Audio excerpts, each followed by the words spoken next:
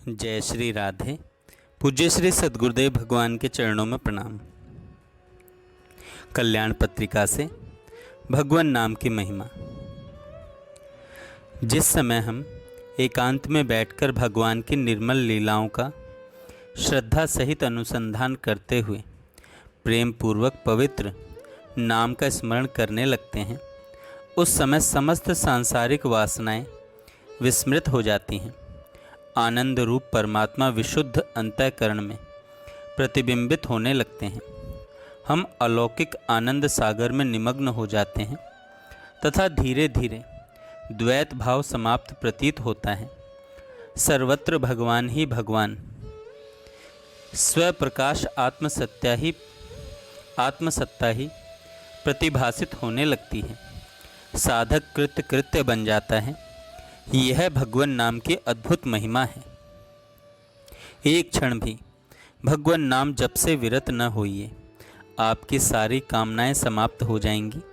आपको अलौकिक आनंद का आभास मिलेगा। इसी के लगातार अभ्यास से आप प्रेमा भक्ति अथवा अद्वैत ज्ञान के अंतिम पद पर समासीन हो सकेंगे।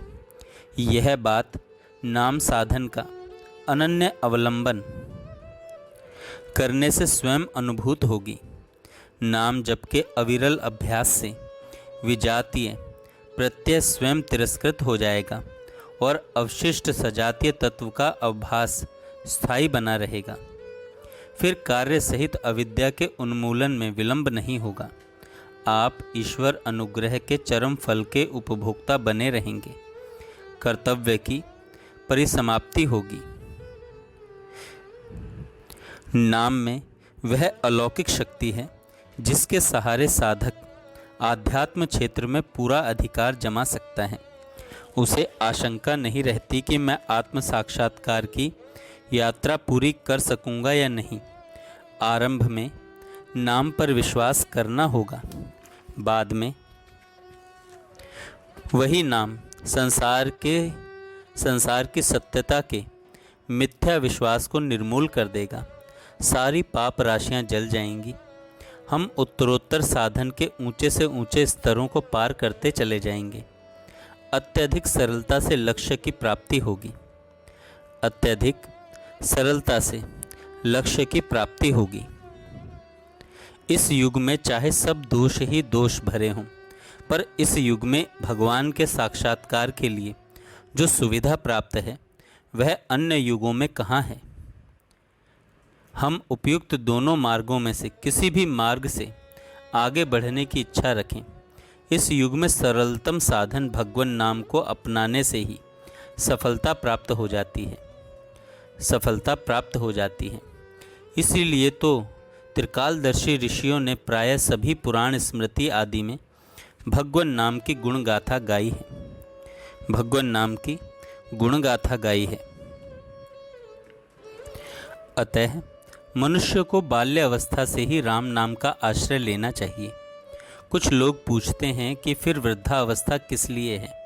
वे बड़ी भूल करते हैं, क्योंकि वृद्धावस्था में तो आँखों पे तनेगा जाला, नाक से बहेगा नाला, लाठी से पड़ेगा पाला जरा जिंदगानी में, खड़े खड़े वस्त्र में करोगे मल मूत्र त्याग, पड़े पड़े थूकते रहोगे पीक दानी में, भक्ति क्या करोगे तब शक्ति न रहेगी जब, राम नाम बोलने तुम्हारी बंदबानी में, अतः योग योग से और भोग से वियोग कर, भजन करिए भगवान का जवानी में। जिसने रात दिन नाम जप करके अपनी जीभ और हृदय को पवित्र कर लिया है तथा जो जीवन भर इसी व्रत में लगा रहता है, उसी को अंत समय में प्रभु का स्मरण होता है और वही प्रभु के परम धाम में प्रवेश कर सकता है। ऐसा नामनिष्ठ पुरुष यदि किसी बीमारी के कारण अंत काल में बेहोश हो जाए और भगवान नाम स्मरण न कर सके, तो स्वयं प्रभु स्मरण करके उसका उद्धार कर देते हैं। भगवान स्वयं कहते हैं, यदि मेरा भक्त कफ वात आदि दोषों के कारण अंत में मेरा स्मरण नहीं कर पाता, तो मैं स्वयं उसे स्मरण करता हूँ। जीवन भर मेरा स्मरण करने वाले भक्त को यदि उसके अंत काल में मैं बिसार दूं, तो मुझसे बढ़कर कोई कृतज्ञ नहीं हो सकता। इस प्रकार जिस नामनिष्ठ भक्त के स्वयं प्रभु ऋणी हो जाते हैं और उसे भूलने में अपनी कृतज्ञता समझते हैं, उसके उद्धार के विषय में क्या शंका हो सकती है।